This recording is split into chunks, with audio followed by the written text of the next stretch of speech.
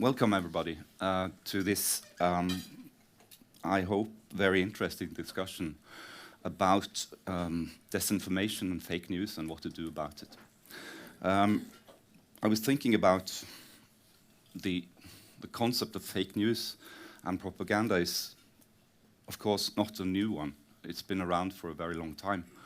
And you can even argue that fake news originated in Norway.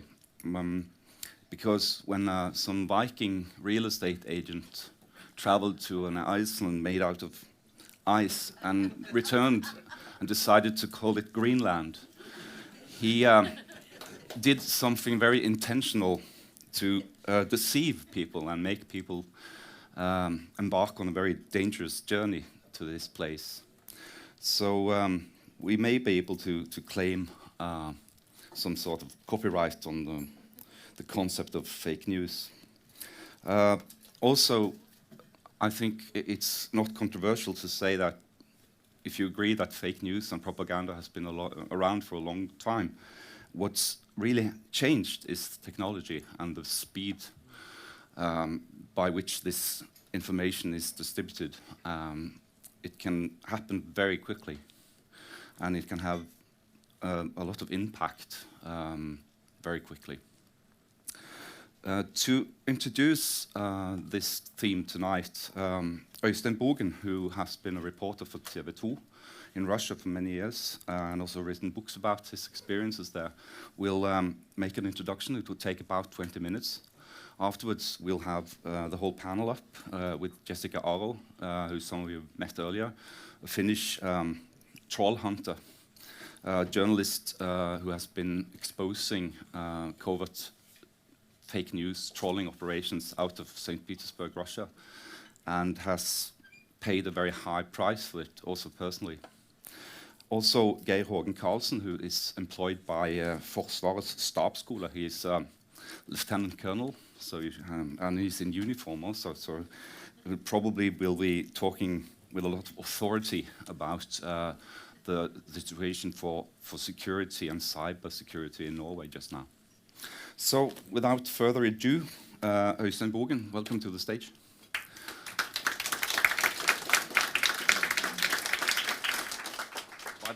By the way, I promised Øystein that I would mention that his books are for sale here afterwards. If you want a copy, and you can even have it signed by the author himself. Signed and dedicated. So, good evening, everyone. My name is Øystein Bogen. I've been working in Russia as a correspondent journalist for the last 20 years. I am a pathological Russophobe, according to the Kremlin. That means I'm sick and I'm afraid. Personally, I don't think I'm afraid of anything, particularly not of Russians. I think I'm quite healthy. I'm a realist when it comes to this topic. I try to be. I've been researching it for the past 3 years, and it resulted most recently in the book Russia's Secret War Against the West. So first of all, the world seen from the Kremlin is a jungle. It's a jungle consisting of animals that you can eat and animals that can eat you. There is no middle ground, no compromise in this equation. For Russia to grow stronger, Vladimir Putin's main project, by the way, others have to grow weaker.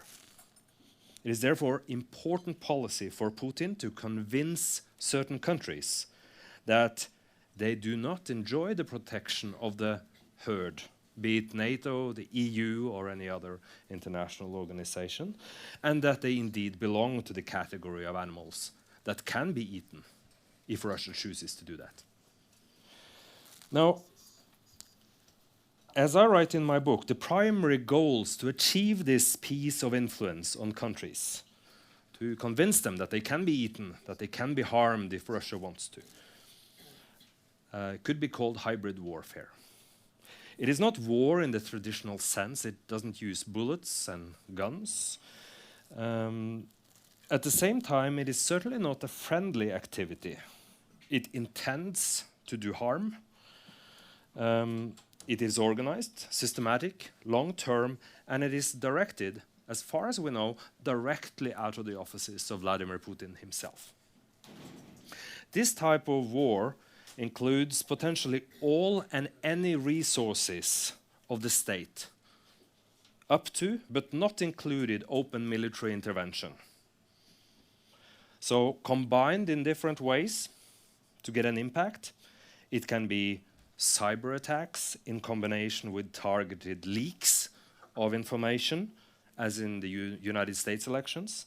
It can be planted falsifications in combination with influence operation on the ground, as seen here in Norway in 2015 when Russian agents tried to persuade the Nobel Peace Prize Committee into making a decision that Russia wanted. And it can be the staging of civil unrest, combined with sabotage and diplomatic threats, as seen in Montenegro before their election and subsequent NATO membership in 2016. So the goal of this hybrid warfare is to scare, to divide, to persuade, and ultimately to change the policy in the country so that it fits the Kremlin agenda. It can also be to create sufficient amounts of chaos so that the country cannot function in a real sense. And it could be argued that this was indeed the ultimate goal of Operation Trump as it transpired. It might not have been to get him elected, but once he was, the chaos that we see, especially in the foreign policy of the United States today, could very well have been the intention of the Russians that stood behind this. Now, according to the German Marshall Foundation, 24 Western countries have been subject to such attacks during the past 10 years. According to the Democrats in the Senate Foreign Relations Committee in the United States, the number is pretty much the same, around 20. And I can tell you here now today that Norway is not an exception to this. According to my research, we have been the subject of 3 major Russian hybrid operations just for the past 3 years, and at least half a dozen attempts. In addition, we have almost a weekly spreading of false and misleading information about Norway on Russian government propaganda platforms such as Sputnik News, RT, and government-controlled social media accounts. Now, during my research, for instance, I analyzed 204 news stories that came out of Sputnik News during a period from June 2016 to February 2017. None of those stories had a byline on them, so it wasn't immediately clear who wrote it. What I found was that there was not so many outright fake news stories, but the image that was painted of Norway was consistently not in accordance with any type of reality that we would think of as this country. A staggering 27% of these 204 news stories was about Norway's alleged double standards, in particular when it came to human rights, democracy, and lack of morality, especially lack of sexual morality, which was very widespread here in Norway, according to the Russian outlet. 17% of all stories claimed that Norway was a slave of NATO. Norway was unwittingly put under the boot of the big and bad NATO and was parked down there and couldn't do anything about it. 10% of the stories presented the wrongful impression that immigration had created massive tensions in the Norwegian society. Now, you could say, what harm does this do? Who really reads Sputnik News? Any of you read Sputnik News? No? Well, what we don't see and have very little knowledge about is the impact that these stories can have on social media. We simply don't know how they are spread and who reads them. Because what we know from the influence campaign prior to the elections in the United States, such news stories are boosted in social media. They are promoted for money so that they will appear on top of people's Twitter feed. They will appear in people's Facebook feed. They will appear quite high up if you do a Google search about Norway. And this is paid advertising done by the Russian government. Therefore, it is not unreasonable to think that quite a lot of people read this stuff. Maybe they don't admit it in the open, but they read it. And maybe they don't know it's from Sputnik News, but they get the news. So some of the false claims from the Kremlin media also end up in Norwegian blogs and so-called independent media that we see now. For instance, the fake narrative that Ukraine and its revolution in 2014 was a coup d'etat orchestrated by the EU and the United States. This has been boosted by many Norwegian blogs and so-called independent media for the last years. And also the claim that today's Ukraine is in fact ruled by a fascist dictatorship. What we know is that Norwegians do end up reading these stories, sometimes indirectly, and to an even greater degree, the Russian diaspora in Scandinavia, which numbers perhaps 150,000 people today, they read it, they get it in their Twitter feeds, and they get influenced by it. We know that from the comments that they put on the pages. And what is worse is that in many other places, such as the Balkans, the Czech Republic and Hungary, Sputnik News have services that give news in the native languages of these people, and they are read. These news are read directly and consumed by hundreds of thousands of people who get a picture of the world, of their own nation, of Russia, that are simply not true. So that's the fake news part of it. And then I will mention shortly something related, which is the cyber dimension. Because there is not only widespread theft going on the web today of confidential information, but there is also sabotage, pure and simple. Many of you have maybe heard about these Russian hackers. We have two very famous groups. We have Fancy Bear, sounds kind of nice, yeah. And you have Cozy Bear, even nicer. Well, the truth is that Cozy Bear has been quite well proven to have the association with Russia's Foreign Intelligence Service, SVR, and the FSB. And Fancy Bear has the association with the GRU, the Russian military intelligence. And I think there is a wide consensus today that both among computer security experts and intelligence services that this is in fact the matter. Fancy Bear is the worst of these two bears. In 2015, for instance, the hackers from this group attacked France's TV5 TV network, 10 TV channels that are broadcast out of Paris. At a specific time in the evening, all the screens went black in the TV station. Their web pages appeared to have been taken down, and a message came up from ISIS. Black flag and Muslim message came out there. For quite a bit of time, the French authorities thought that this was the beginning of a terrorist attack, full-scale alert in Paris. But in a few hours, it transpired that it wasn't the ISIS. They didn't have the capacity to hack an entire TV station. It was the Russians. It was Fancy Bear. And today, this operation could very well be interpreted as the opening shots in the operation to get Marine Le Pen elected as president of France, which was a manipulation that continued for the next 2 years. In Norway, we have had 2 major Russian cyber attacks that are both described in my book, and they are both attributed openly by Norwegian authorities to the Russian government. The first one came just days after Norway joined the EU-led sanctions against Russia in 2014. This attack went after the oil industry in Norway. More than 600 email accounts were infiltrated. And the most scary part of this was that the virus was searching for a very specific thing inside the computers. It was searching for control systems for oil production.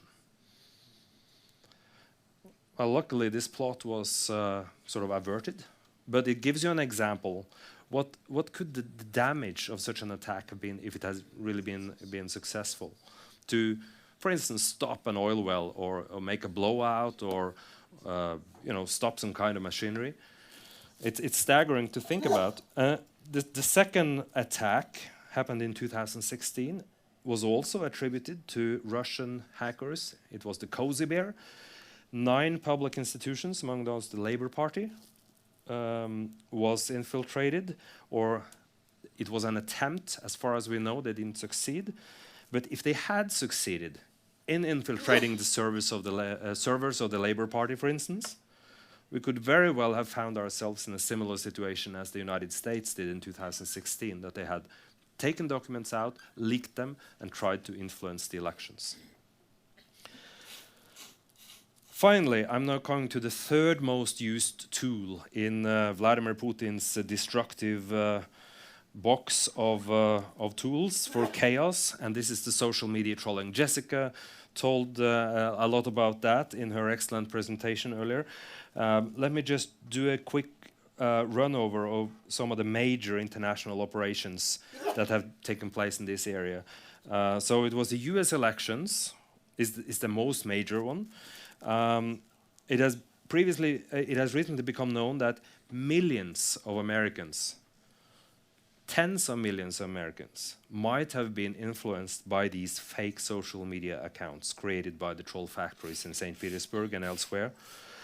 And these accounts managed both to disparage Hillary Clinton in a very solid way. They also managed to mobilize Americans to do things, to do physical things. They actually managed via Facebook to get American citizens to come out in the street and make rallies and protests.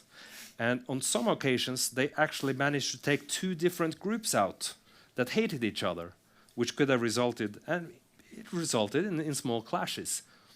Russians did it. So it's pretty dramatic, and especially when you look at the outcome of the of the U.S. elections afterwards, what they actually managed to influence here was so staggering that it has sort of influenced, I think, the whole Western world and the governments all over the place, especially perhaps the small NATO partners in the East, which look at this campaign and they go, wow, they managed to change the election outcome in the world's most powerful democracy. Just imagine what can they do here if they like.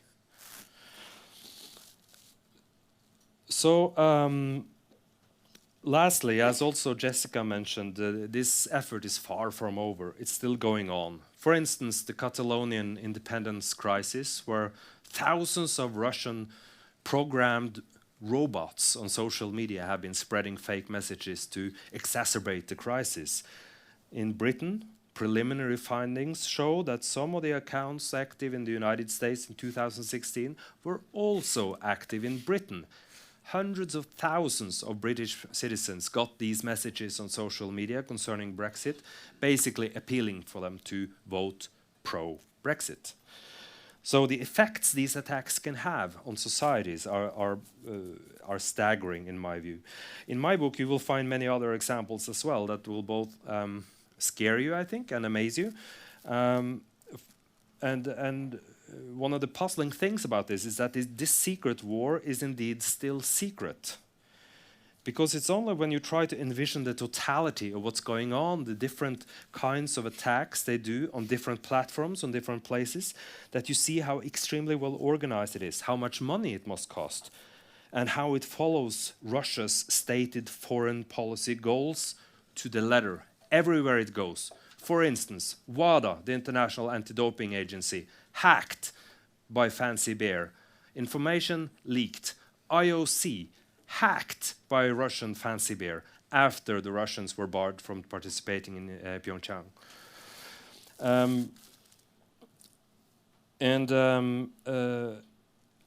It's also staggering, I think, how it exploits the divisions and conflicts, consistently goes after conflicts that already exist in our societies, to try to make those conflicts more dramatic and to undermine our trust in a society such as Norway, in our own politicians, in our own media, in our courts, and indeed our trust in the entire rational worldview and humanism that our societies are built upon.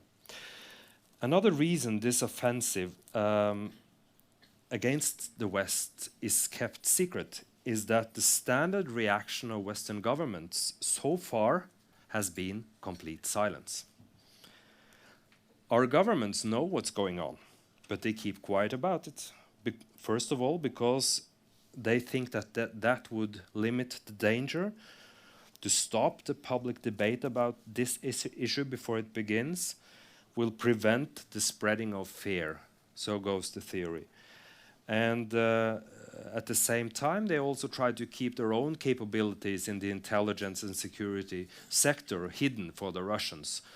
So just to say that we discovered that you tried this and this and this, they want to keep it secret. Oh, no, we can't expose that to the Russians. But the Russians know what we know and vice versa. And I think many times the Russians want to be discovered. There are many signs that these things that they do are actually messages. They want an answer. They don't get an answer. So what happens next time? They yell higher. They do something more dramatic. I think that's one of the big dangers that come from the fact that our governments don't name the perpetrator. I think this new, I think that only through sufficiently strong political reactions can we break this Kremlin illusion that they can do as they like towards our countries, while at the same time pretending that it is business as usual in other areas, such as trade, regional cooperation, and other harmless projects. I think this new awareness surrounding these issues now, such as false narratives in the news, is a great step forward. In my view, this whole debate has reinvigorated mainstream media. It has placed the issue of journalistic ethics in a more important place, and it has raised awareness about the importance of source criticism. However, the main problem rests in social media, which is globalized. It is not subjected to the scrutiny of editors, and it is being wildly abused by organized trolling to such a degree that public debate has been poisoned totally. I see no clear way out of this, but I do think that strengthening journalism to educate our children through schools and raising awareness about this issue in public debates are good starting points. In conclusion, I still believe that this whole Russian efforts to undermine, to create chaos and disorder and distrust could indeed be an existential threat to Western democracies, in particular to some of those European states that already have weak institutions and internal political problems. So I think it's time to stand up against it. Name and shame.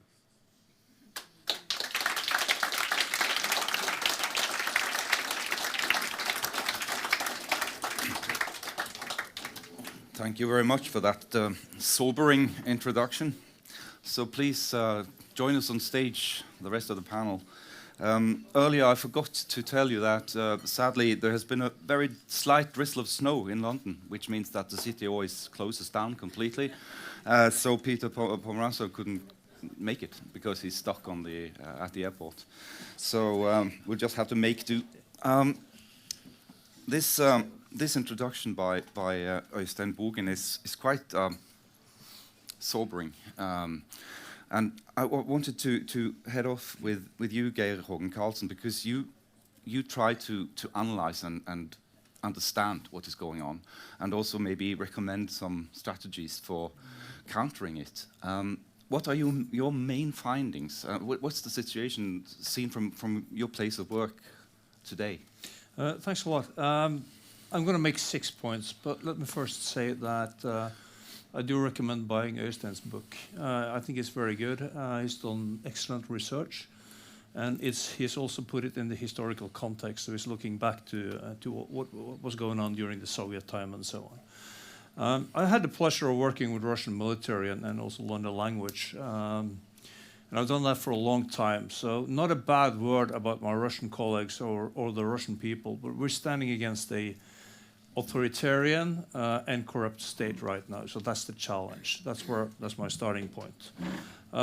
First, the Russian approach overall is divide and rule. They want to split up the alliances, EU and NATO, which makes sense because it's easier to deal with each individual country than stronger alliances. The reason I say this is that I've studied all the intelligence and security police reports given out over the 5 last years from 11 Western countries. So we know pretty much what our secret services think about this, and they agree to all this.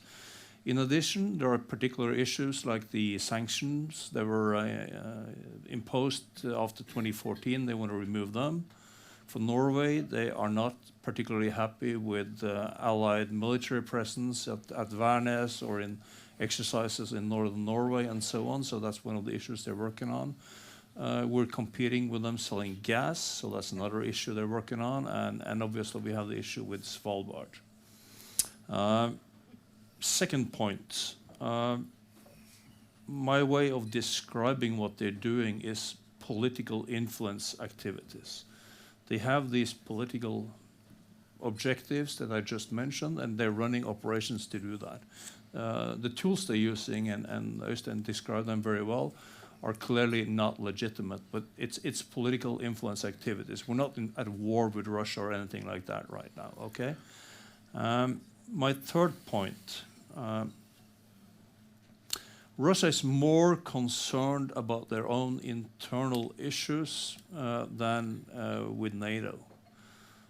Putin has seen the government in Ukraine been thrown out of Kiev twice, last time in 2014. He saw what happened during the Arab Spring. He's seen other authoritarian rulers been thrown out. And they see that as a big challenge. And, you know, our role in this is mainly to be the external enemy so that the Russian people will support their own ruler. That's the setup there. So they're more focused internally than externally. My fourth point, when you do, a number of you probably work on communication or information or influence in various PR, whatever. You always have to distinguish between activity and effect.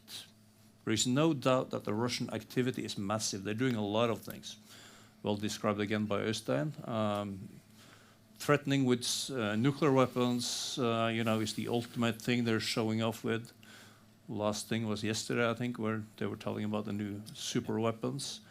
But the effect sometimes is probably negative.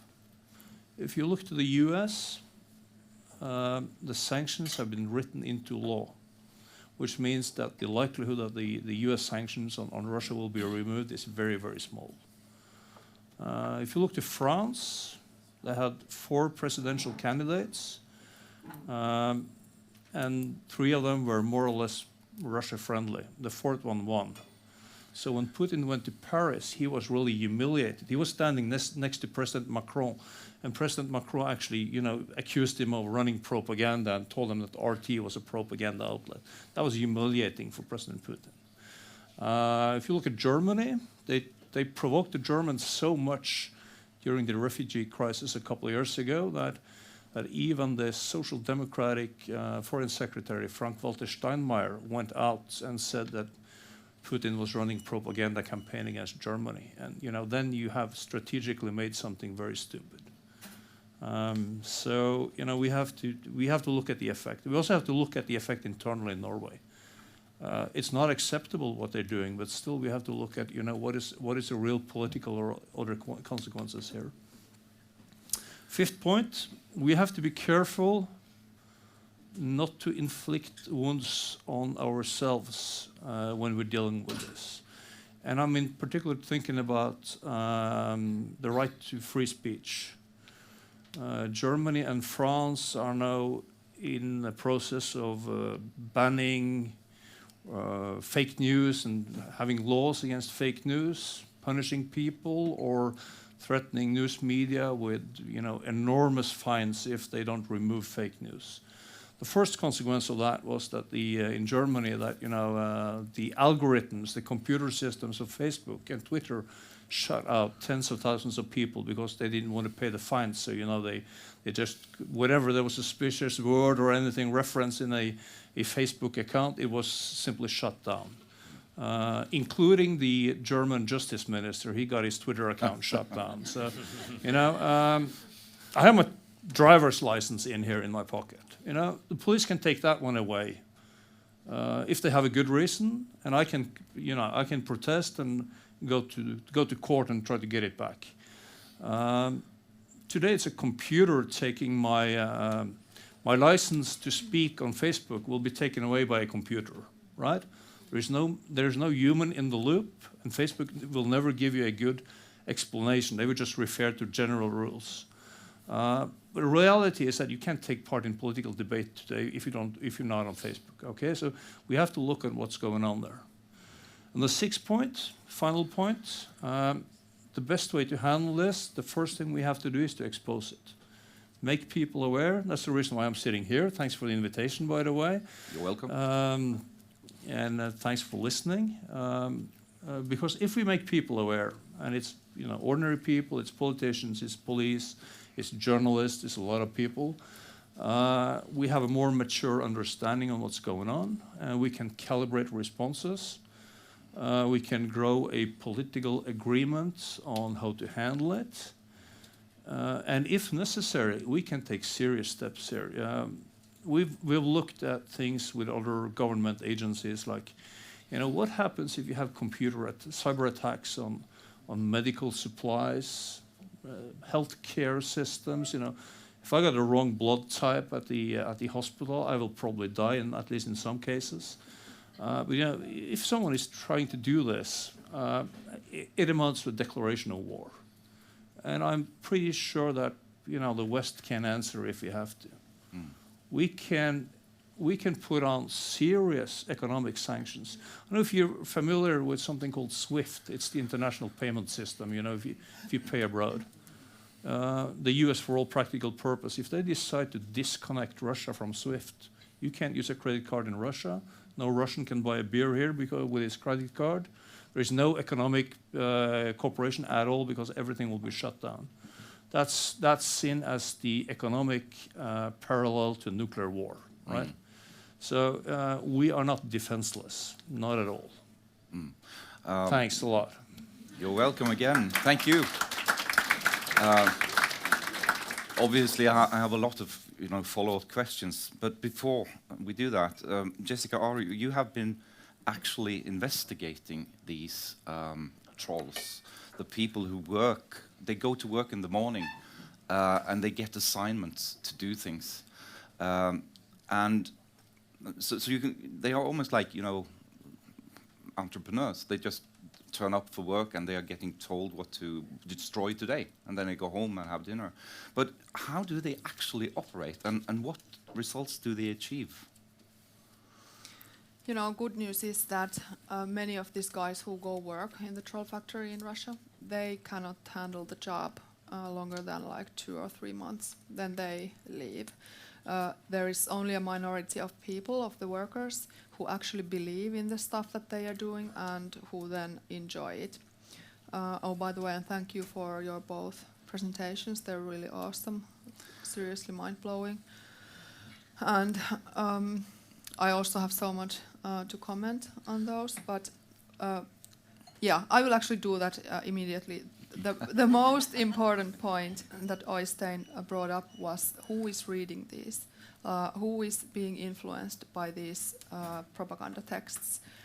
Often us, as educated people, we dismiss the threat because we think that it's just stupid nonsense, no one is interested in it, or if someone is interested in it, then they just don't believe it.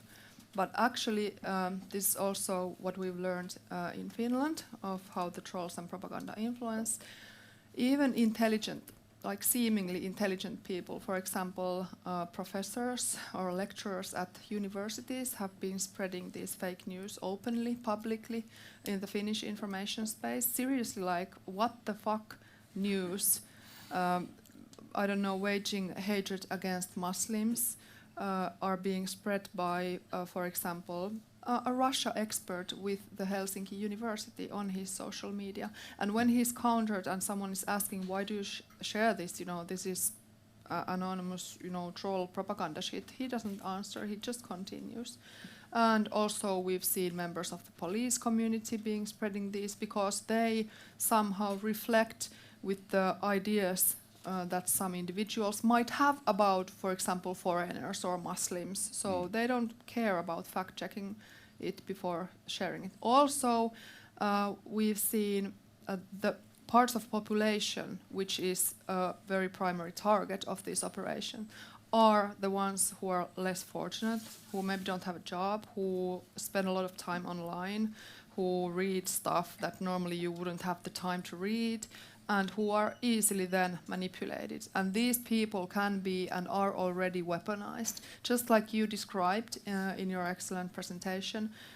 In America, the troll factory agitated pro-Muslim people against anti-Muslim, like racist people, by spitting out pro-racist and pro-Islam propaganda on social media. Seriously, these guys went to the streets.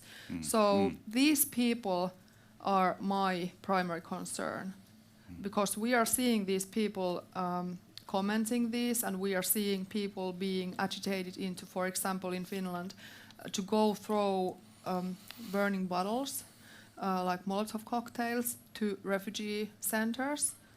Seriously, and first we are seeing these refugee centers being put on a map on these pro-Kremlin fake news sites. So, you know, these people can be put to do anything, and they don't even realize they are being manipulated.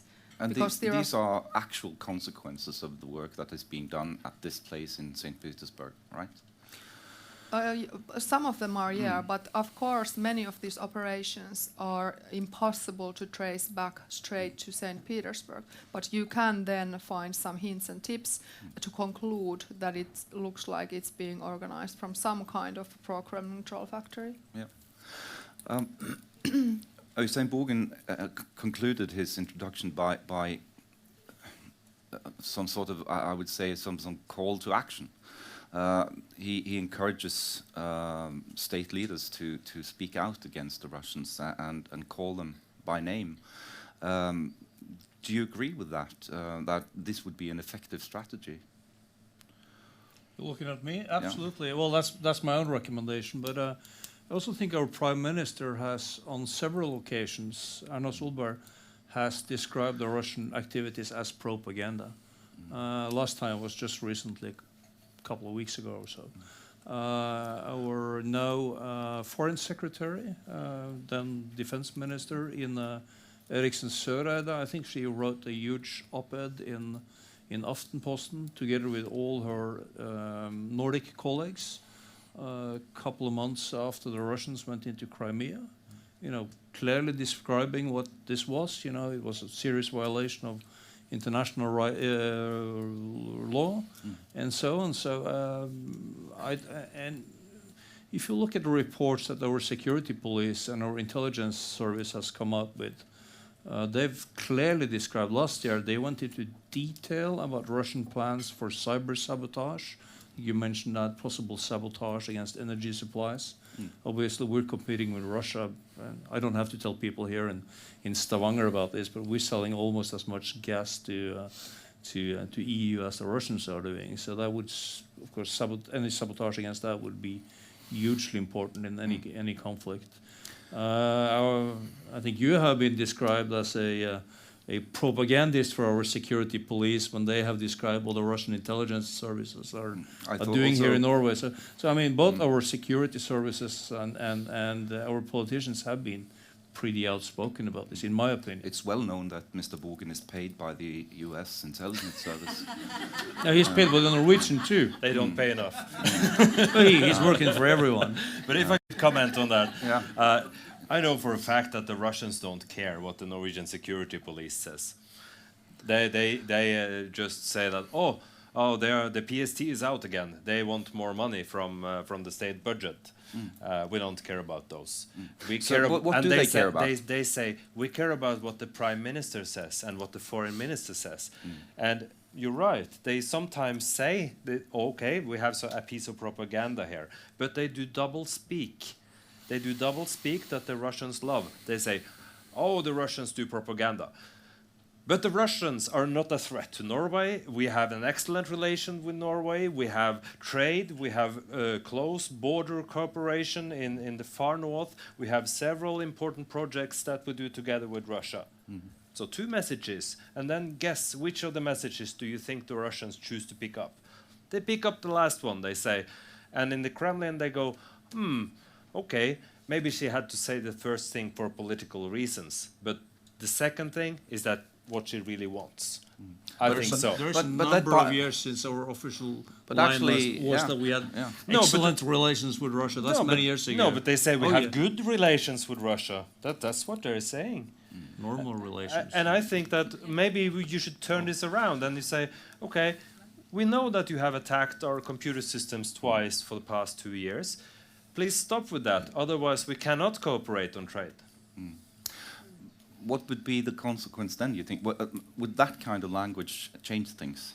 The actual threat of economic sanctions? Yes, I think the Russians would respect a little clear speech.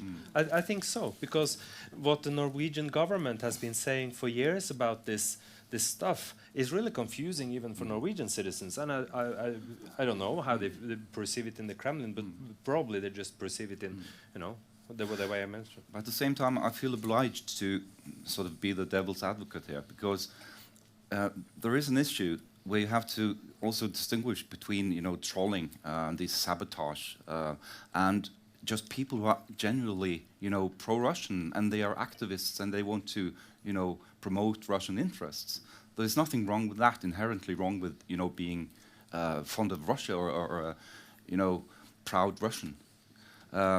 And also, as you mentioned yourself, Norway is, I believe, the only country that borders Russia that's never been at war with Russia. So you could argue that there is a long history of peace and cooperation between our nations also. So how do you actually distinguish between, the destructiveness of trolling and the just legitimate activism, pro-Russian activism? Jessica? You can always ask, what does it mean if someone is pro-Russian activist? Like, we would need to specify, does it mean that he's creating hate speech and promoting lies in some trolling group with fake profiles and professional known propagandists? Or is he just, proud Russian? If he does the first, then it's a problem that society should somehow be able to handle and to talk about. Also, for example, in my investigation, I found out that in the biggest Russian language discussion forum in Finland, the Russian.fi, the trolls were causing so much harassment and chaos that the moderators had to shut down some parts of the political conversation sections so that it wouldn't just be exploded into pieces. So we can see that these Russian speakers and Russians who are living in Scandinavia, they have a lot of pressure on them, and they can also be they are also included in the most vulnerable populations and should also be somehow diplomatically talked about this. Carlson? Well, we have this saying in my job that one man's terrorist is another man's freedom fighter, and one man's truth is another man's propaganda.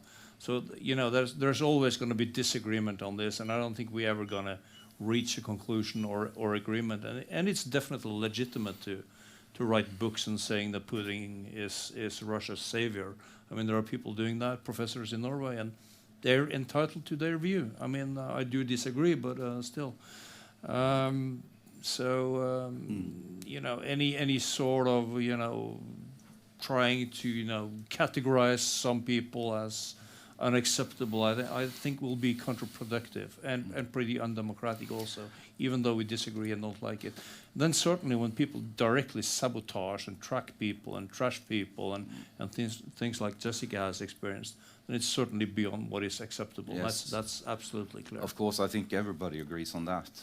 But some people, and even very high-profile Norwegian, actors have been warning against this return to the language and the Cold War climate that we are now seeing. And they have been saying that the way that we speak about and talk about Russia now is just adding to the problem instead of trying to solve it. Because I don't necessarily agree with that, but I register it. I see that this is part of the discussion now. Bogen. Yeah, well, I don't agree that we are creating a Cold War climate through the rhetoric coming out of the West. I've been following this discussion pretty closely for the past years, and I have not heard one single Western government threatening to nuke Russia. But Russia has threatened to nuke Western countries more times than I can count, only for the past year. That is settled. On the other hand, I would say that we are partly guilty ourselves. We are to blame for this hybrid campaign coming against us from Russia, because I think after 2011, the big protests in Russia, Vladimir Putin, as Geir told about, the coups all around in the Ukraine, the Arabic Spring, there is many indications that Putin actually believes that the West was behind all of that they did it to sabotage Russia's influence, and that they are after to do the same against him in Russia. And the reason he believes this is, among other things, that the Western governments have been supporting, and rightfully, human rights activists in Russia for many years. For the past 4 years, it has been forbidden under Russian law to give money from abroad to a Russian organization that engages in that kind of activity. Foreign government, Western governments, still do it in other ways. Yep. And I think this must be very provocative for the Russian leader, and I think it should stop, not least because it has had no effect at all. Russians are less democratic than they were 10 years ago. Less Russians want democracy now than they did before the money started coming, and Russian NGOs are being shut down each and every day just on suspicion that they have any links with the West. And I guess, there's a saying that the best lies have a, piece of truth in them. And many people will agree with President Putin when he accuses the West of having double standards. For instance, the Americans have the most sophisticated surveillance systems in the world, and most of the technology that's being used by the Russians is actually American. So they are also part of the problem. But I wanted to discuss technology now, because you have all, in different ways, pointed at these social networks as part of the problem. Their willingness or lack of willingness to moderate what's going on there. There is the issue of censorship and freedom of speech. And I recently watched an interview by David Letterman with the former President Obama, who said that his campaign when he first ran for president was sort of groundbreaking because it used social media very actively, and it reached young voters in a way that has never been achieved before by any candidate. And then he said, but the opposition, they watched us doing this, and they soon copied our strategy. They moved into the same arenas that we did. And now we have sort of created a monster, he said. And the industry and everybody, the society has to look very hard on this, because we have created something that we are not able to control anymore. And these companies, and he named them, like Facebook, Google, Twitter, they have to be part of this discussion, because they have the technology, that they have the power to kind of change it, because they own it. They have the patents, they have the algorithms, everything. But how do you think you can engage Facebook, Google, Twitter, and other social media in this discussion without getting into huge conflicts with the freedom of speech? Well, it's a big issue in the U.S. right now. They're getting real hammered by Congress after everyone got to know that they were used as platform for this meddling in the election. I believe, and any steps to regulate those huge companies will have to come from primarily the U.S. I think that's realistically where it has to come from, and that debate is ongoing. I don't know how far it has to go. It looks like they're taking some steps already to avoid criticism, like putting more moderators in there, watching more what's going on, taking out hate speech and so on. But I don't know where the balance is there, but there are, as I mentioned initially, they are essential parts of the infrastructure today, right? You can't operate as a political person or take part in discussions today in Norway unless you're on Facebook. 90% is going on Facebook. Most things are going on Facebook, right? So you can't. We have to see to it that they're the term usually used is that they're seen as a public utility. I mean, you can't cut out the electrical supply to a house unless you have a good reason and warn people several times to pay their bills. So we have to look at how they're taking the shutting down accounts. But it's not the only one. The technology. There's going to be a huge arms race. Is there anyone in the audience interested in football? Here's one guy. One guy. Bunch of liars. Two guys. Bunch of liars still. Do you know who's writing not the big articles in the newspapers? Do you know who's writing the smaller articles about matches down in the divisions? Do you know who's writing that? It's a robot.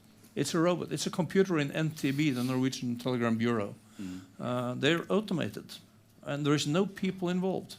They put all match results since 1945, all sorts of statistics into the computer. Imagine if you take, any issue in Norway regarding Russia and take all those news articles over the last 5 or 10 years, put into a computer, and then you sort of standardize a answer. So if there's any discussion going on about Allied military training in northern Norway, and then the computer would just generate all the arguments against it and send the links, what we call a Wikipedia troll. They will link you to false Wikipedia articles or all sorts of other sources around there. So you have to be careful to putting ideas into people's head now. Technology is there. It doesn't cost a lot of money. You can automate this discussion absolutely if you like, and then you have a botnet, a network of false Facebook accounts that will immediately like it and add some more comments. You don't need a man in the loop anymore. You can do this with a computer, a huge computer system, handful of operators and programmers and so on. So we're looking into a future here where you can massively manipulate information. So what to do? We have two journalists now in the panel, and you should think that journalists are, by default, almost very protective about the freedom of speech and very skeptical to limiting it. But at the same time, you both say that something has to be done. You have to single out the trolls and the obvious fake news. But Mr. Carlson is pointing to the problems that would create because of all the gray areas. So how to do it, Jessica? How to actually do it without damaging the freedoms that we want to protect? Well, actually easily, because the freedom of speech is meant for humans and for people, not trolls or professional Well, the trolls are also humans, aren't they? In a way. No, they're fake profiles. Obviously, they can also be controlled by bots or automated systems. They don't have any freedoms. They can be just put to internet heaven forever, They just don't have any right. I don't understand even this question and this debate whether we are trashing our own rights by thinking about deleting troll comments from internet. Like, seriously. But is it, I'm just asking because I'm curious, because is it easy to do that? Of course, it should be. Yeah, just as easy as this guy in the Silicon Valley can make it. It's Okay. actually their problem, and I actually would like to stress that it's us, the people, who decide whether we want to use these platforms or not, in case they are and when they are infested by trolls and hate speech. So we are actually also very big power in pressuring the governments to regulate these guys, or then just straight ask our innovative hacker friends to invent new social media platforms which we can use freely and without fear of hate speech. Mr. Yeah, Bogen. I totally agree. I think that the market forces of market will take care of it, because there are sufficiently many people around the world who want to have civilized political discussion, that I think actually there is a market there for new social media platforms. If Twitter and Facebook fills up with junk, if people feel they are too old to use Snapchat and to whatever, to use LinkedIn, there will be a new social media platform to get rid of the junk, where I think that people might even pay money to have a moderator, a live moderator, to get all the trash out and maybe all the advertisements as well. So it's a market opportunity, sort of a troll. Definitely, people are already discussing all over Twitter. We should have a new Twitter, a new place where we can discuss, and where only civilized people can discuss. And if there are profanities or robots or whatever, well, they get kicked out immediately. 2 seconds. Jessica, you wanted to add on? Yeah, and actually now we've heard many stories, true stories, from former social media giant bosses who have left the companies, who have even told that they have built those platforms to be so manipulative, so psychologically damaging, that they do not even let their own kids use them. So why should we even use them? Yeah, I think there's a technological arms race going on right now. Twitter, Facebook, and the other companies are working very hard to come up with technology that can actually distinguish a bot, a computer program, a fake profile, from a normal person, based on behavior, based on a lot of other things, history, and so on. And you know, my bet is that Silicon Valley is actually going to win that war, because you know they've been winning the technological war before, so they have by far the most resources. They have a lot of skin in the game, because if their platforms are, people leave their platforms, they will lose all their money quickly. And they have the technology and some of the smartest brains there. But you know, on the other hand, I'm having a civilized arenas for discussions. You know, having looked at what you see on social media and you know the comments in newspapers, I have some doubts whether that's actually going to be around, you know, unless you have a sort of exclusive clique that is allowed to be in there. Yeah.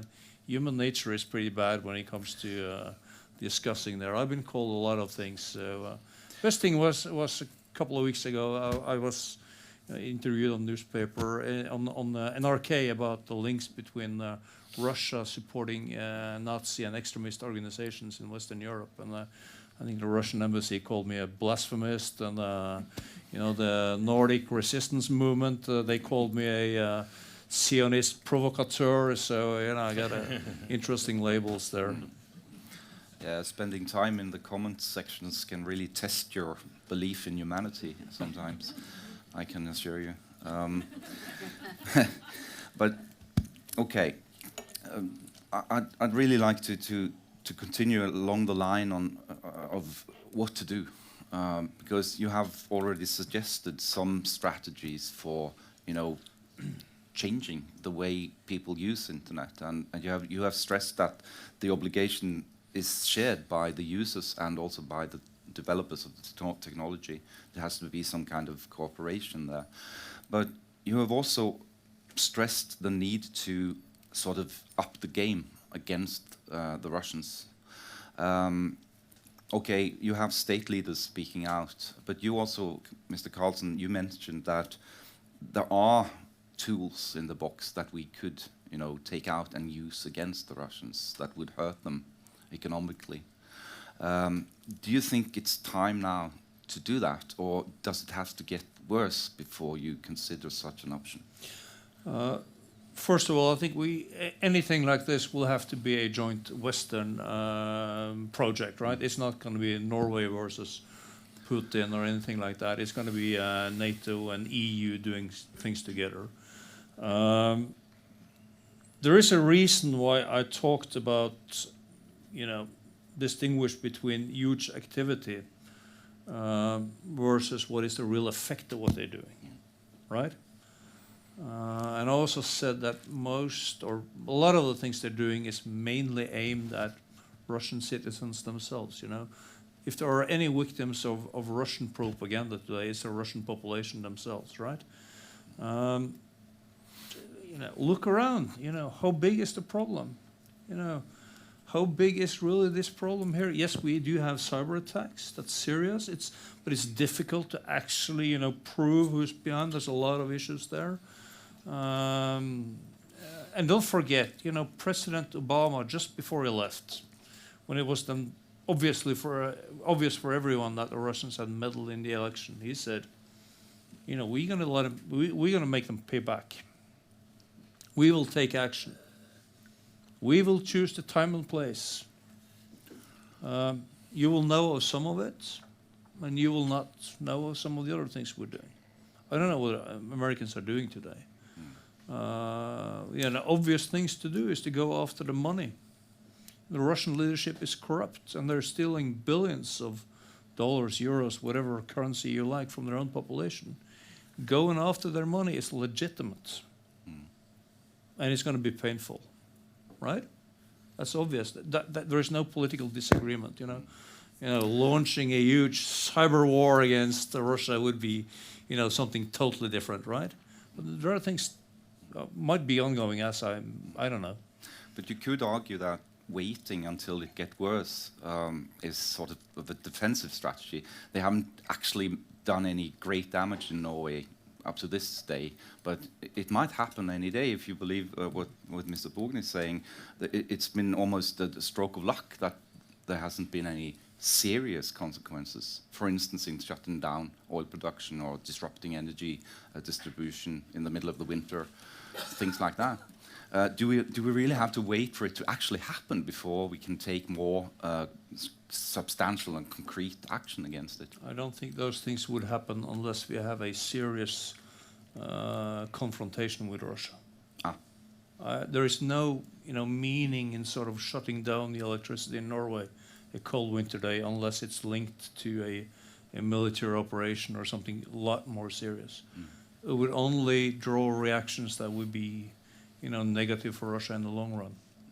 And there are other countries that are capable of doing things like that. China, obviously. China, Russia are the big ones. Iran, and to a certain extent, North Korea, are other players around here. So, but they don't do this for fun. They do it to achieve something. And I mentioned some of their political objectives initially. Yeah. And their number one political objective is to remain in Kremlin, right? Jessica. I would like to mention just a few projects that have already been set up to counter this, just the recent years. For example, the Czech, they put out a new center to counter hybrid threats and extremism, like terrorism. They started to do a big research on Czech people and to measure how many of them actually believe in propaganda and Russia's troll narratives. Also in European Union there was a special unit set up which every week publishes Russian propaganda narratives against European Union countries.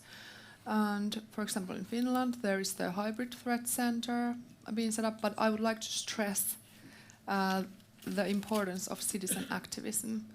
For example, in Lithuania, there are the so-called Lithuanian elves, who are just citizen activists who are exposing the trolls on social media and protecting the targets. And also these types of citizen activism also have been created in other countries as well. And anyone can participate, and it's really fun, actually. Mr. Bogen, what kind of concrete measures would you recommend that the Norwegian authorities and Norwegian journalists take now? Well, I already mentioned the authorities, the government, speaking out politically if we are attacked by serious stuff. I'm not thinking about trolling, so that everybody understands what my meaning here. But cyber attacks, other forms of attacks that we have also seen during the past couple of years in Norway, and I think that should have been reacted upon. That's from the political side. But I think we also should try to open some kind of channel to the Russians. Because as I said in the beginning here, I think many of these things that we're seeing are actually messages. There are messages from Russia that say basically, don't thread too close. Please respect us in a way. And I think that we should listen carefully to some of those signals. What can we do for you to stop manipulating and meddling in our societies? I think we should do that. And when it comes to the fake news and stuff, let me just introduce an interesting thought. Maybe this whole problem, the trolling and the fake news, have actually made us a big favor. That it is a good thing in some ways. For instance, the leaking of political papers from the Democrats in the United States.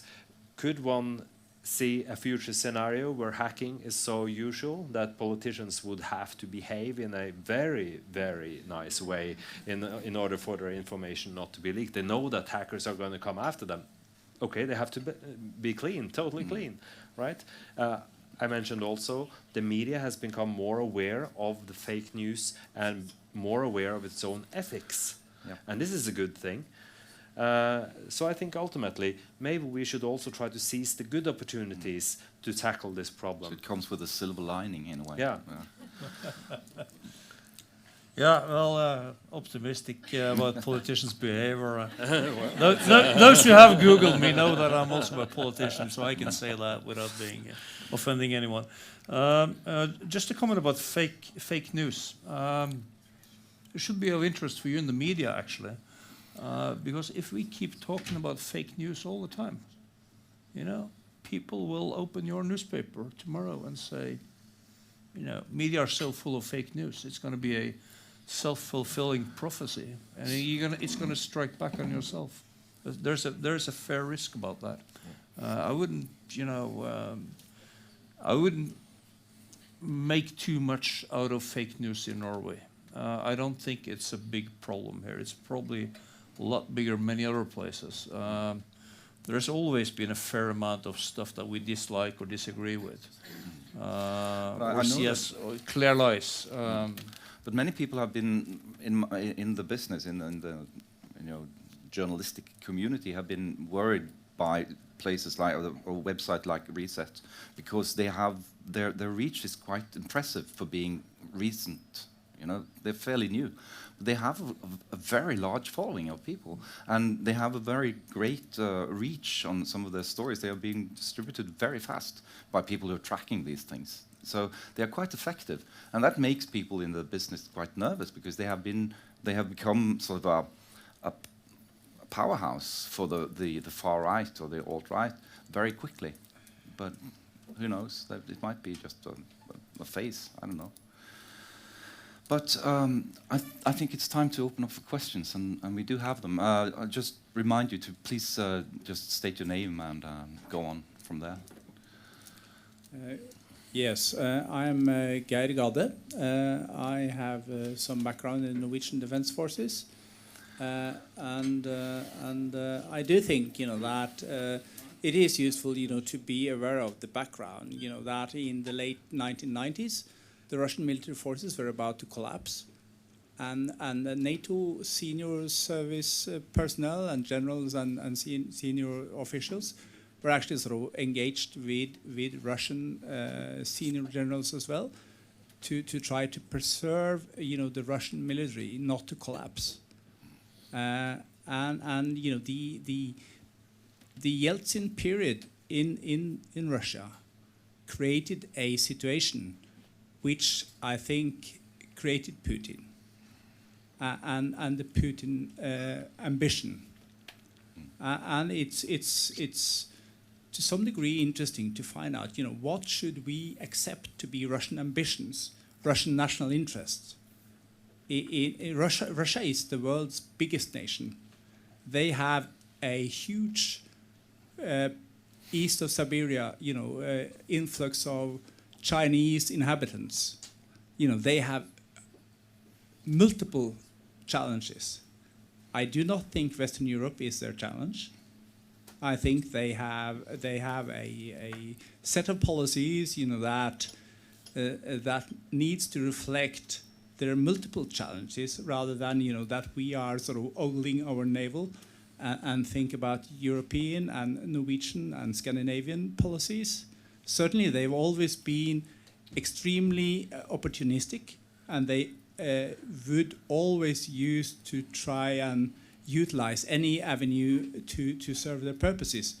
But we recently sort of saw that more than 20 million Russians are. It do needs to be a question. Absolutely, more than 20 million Russians are living below the poverty limit. So the thing is, where do we think that the Russian politics should be? What is acceptable, from a Russian perspective?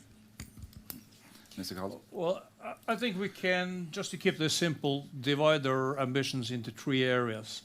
First and main priority is to stay in power in Moscow and prevent any foreign interference in Russia. I think you were touching on this, Øystein. Their second priority would be to be the main state having influence in what they call the near abroad, which for all practical purposes is the former Soviet Union, probably without the Baltic states since they're now part of EU and NATO. And the third ambition is to be treated with respect and have a voice in global affairs, whether that is in the Middle East or anywhere else in the world. Next question, please. Hello, my name is Martin. I have a question. In the light of the upcoming election, do we know anything about external trolls trolling the trolls? Trolls trolling the trolls. Is that even possible? Can you troll a troll? Jessica, you're the authority. Yeah. Well, at least you can expose them, and that would probably seen from a troll's perspective, being trolled, right? But exposing them and actually, showing the others that this is a troll is some of the voluntary groups that Jessica mentions are definitely doing that. I know in the Baltic states that's a quite common activity. I don't think it's widespread. I just want to add, are anyone externally trying to influence the opposition or, I guess, against, on the side of opposition? Are you talking about internal in Russia? Yeah. I wouldn't think so. I think that would be a dead end move and cause massive Russian reactions if or when they figured out that someone was meddling in their own election, and the likelihood of success would be very, very small. But interestingly, this is a narrative that they probably have tried to create earlier, to try to create fake proof that other nations were trying to, for instance, give money to the Russian opposition. And one such event happened here in Norway 1.5 years ago, for instance, and you can read all about that later if you want. If you buy the book. Yeah, we have another question here. Yeah, hi, my name is Ian. Question, one thing that's not come up, more of a statement and a question, is that nobody has talked about corporate Norway or the corporations who run the news industries. There's been a lot of finger pointing at the governments, and yes, the governments can do something. They can bring in the social media giants and they can negotiate with them, as the Russians have. The Russians have held their feet to the fire and have said, if you don't do X, Y, Z, then you're out of here. Your government can do that. My government is doing that, Canadian. And nobody's actually talked about the corporations and what they are doing. You were journalists. I too was a journalist once. There is a corporate responsibility on behalf of journalism to look after the craft. And I don't think we're doing enough to protect it. Just people just. No journalists, no response. Well, it was maybe it was I more of agree. a statement. I yeah. agree. It's easy to agree with. Yeah. I agree. Just a comment about Norwegian media. I think Norwegian media has been doing a great job. It started in 2014 when they went down to Crimea and exposed some of the manipulations of the elections and misdeeds going on there. And you know, I've been holding briefings like this for many years. And for a period, I could take a fresh copy of a major newspaper for every briefing and say, you know, here's a front page or a major article about Russian propaganda and cyber sabotage, what have you, every time I hold a briefing. So don't tell me it hasn't been in Norwegian media. It has been all over, really. And there was a poll, a Pew Global poll, that was a couple of years ago. You know, Norway was the country with least trust in Putin. I think we have another question down here. Yeah. Hi, my name's James. Building kind of on what was asked before, one of the issues that's been talked a lot about is the believability of what we read. And Jessica mentioned that we as an educated audience should be able to filter out what should and shouldn't be believed, and that a lot of this stuff that may be posted by Russian outlets are things that we as an educated audience would just disregard. But nonetheless, I still find myself, I speak for myself on this, I still find myself very lost in a sea of journalism, and I find it very difficult to decide what is and what isn't believable. And so what I'm asking is, would you have any advice on how to filter out the kind of information that I'm reading? Absolutely, that's easy. If the publication is a part of the NPA, Norwegian Press Association, and the PFU, which is the ethical guidelines court in Norway, if they're part of that, you could be pretty safe that it's that they put out ethical journalism. If you're still in doubt, you can go into the archives of the NPA and you can look up the verdicts and see which Norwegian media have got the most verdicts against it for unethical journalism, and you could filter out those as well. And then you're going to be left maybe with 3 or 4 publications, and I think you would be pretty safe. One of them being TV2, maybe? I have no idea. Absolutely. And the other one being Aftenblad, obviously? Obviously. Also, I totally recommend the international news outlets. Whichever you're interested in, just compare them, try them. Mostly, for example, in this area, there is not enough in-depth articles even produced in Scandinavian area. There are some, but I follow this area all the time from really big in-depth American articles, for example. Different American medias.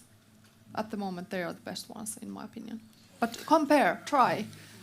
But the obvious problem is that most people don't really care. They don't have enough time and energy to do all these things we recommend. And a lot of people use media for entertainment or just to relax or whatever.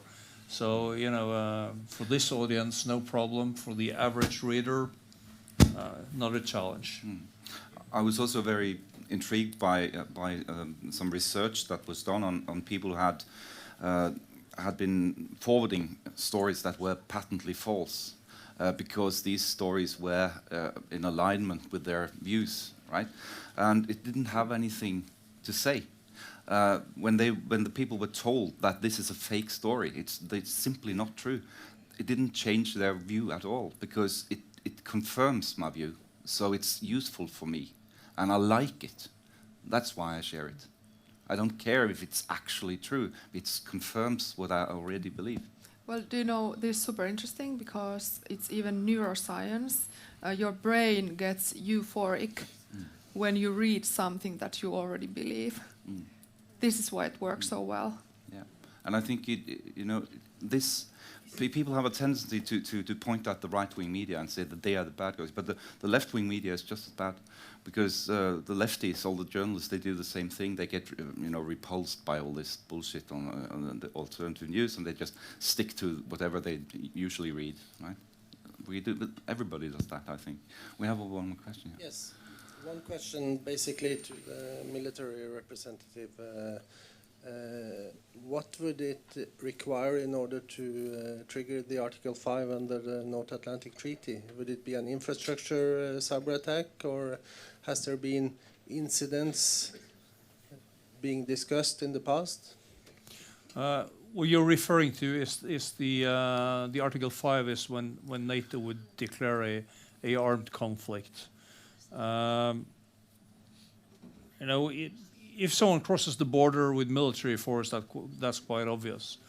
If someone runs a serious cyber attack on the health services or medical supplies, leading to a number of deaths, you know, it's first you need to figure out who was behind it, or at least get reasonable proof. I think that will be breaking new territory for NATO. I don't think anyone has a clear answer today. And it would certainly be a political debate between the 28 nations. But they have a general statement saying that cyber attack could trigger Article 5. Yeah, that's good.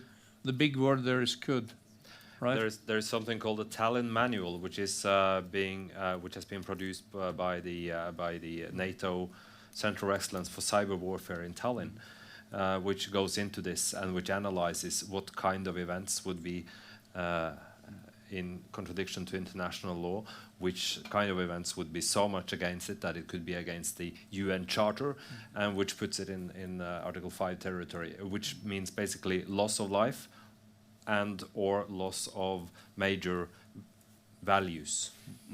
Some commentators have argued that the Russian meddling in the election in the US is a sort of a de facto aggression that would merit some sort of response along those lines, because it's directly interfering with and hampering with the democratic system. But no loss of life and no major loss of things of value. Some would argue that. In a strict sense. In a strict sense. This will, you're right about the manual and so on, but this will be a political issue between the 28 nations making up NATO. But the answer doesn't have to be military. It could be economic sanctions, like the shutting them out of the SWIFT system, which was compared to like the economic version of a nuclear war. Or it could be cyber attacks, or it could be something else, right? So I don't know. I don't think anyone will give you a good answer to that. It will be a very tough political discussion at that time. But if I may, one of the big problems, I think, is that different NATO countries have different thresholds to what they would accept. For instance, the 2014 raid by the FSB into Estonia to kidnap a policeman, take him to Russia and put him on trial. It could well be defined as an armed incursion into Estonia. And what do you do if one of the smaller NATO countries feels so threatened that they yell Article 5 one day after one of these, let's call them hybrid attacks? What do? You put a training force in the country. Well, it could be argued that this actually could be counterproductive, because what you have been seeing that the trolls and the cyber effort and everything has been going after for the past year in the Baltics is exactly the NATO forces. There have been false accusations against German soldiers that they have been raping local population. There have even been produced videos, fake videos of American planes dropping a nuclear bomb in Lithuania, and many people believed it. You know, and there is a constant sort of campaign in the Kremlin-friendly media environment to try and put a stamp on this force as an occupying Nazi sort of thing. I think it has been counterproductive in that respect. I'm getting this from behind there. So I'm just guessing here, but I think it means that we have to wrap it up. So I will do that because I want to keep my job. But I want to thank you for your patience tonight, and I want to thank the panel for their insights, and just remind you again that it's probably a good idea to come back tomorrow. And please, even though we stop talking, it's not a reason to leave. You can stay. It's a bar also. So thank you very much. Thank you.